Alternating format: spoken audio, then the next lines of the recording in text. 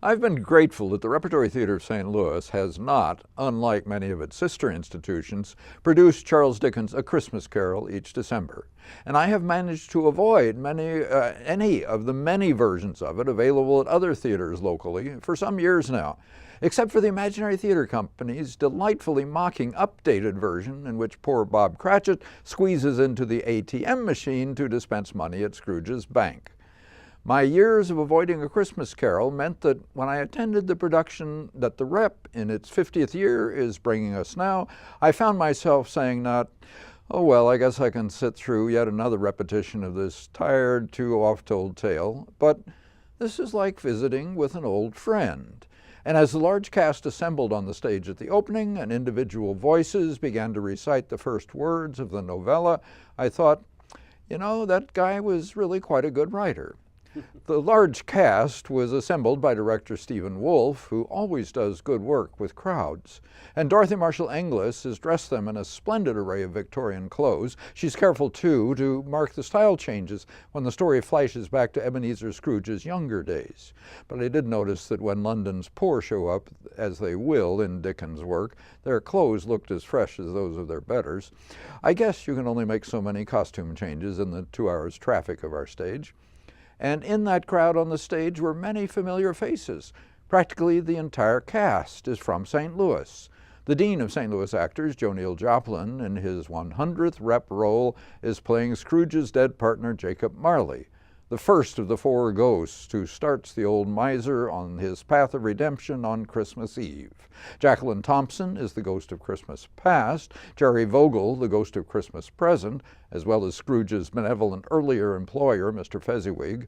What apt names Dickens comes up with. And Landon Tate Boyle, one of several Webster Conservatory students in the cast, is the darkly looming ghost of Christmas Future, as well as Scrooge as a young man.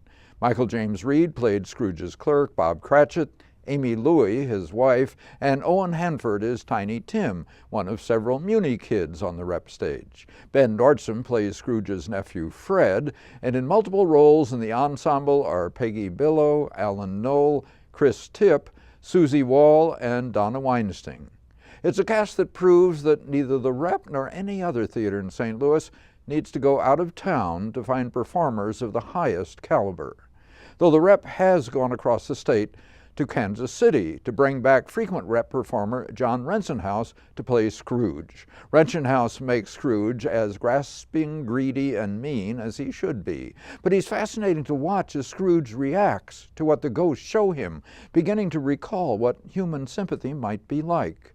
And he is most delightful when Scrooge throws off altogether those iron chains of wealth that have bound him, getting downright giddy, dancing in circles, and kicking up his heels in bed like a kid as he plots all the good deeds he's going to do. We see spread out before us on Robert Mark Morgan's sprawling, multi-level, well-stuffed set all those possessions that weigh Scrooge down. While I found the set fascinating, it wasn't until I read about it later in the program that I realized it was Scrooge and Marley's warehouse, holding all the household goods and other possessions they'd seized when they foreclosed on mortgages.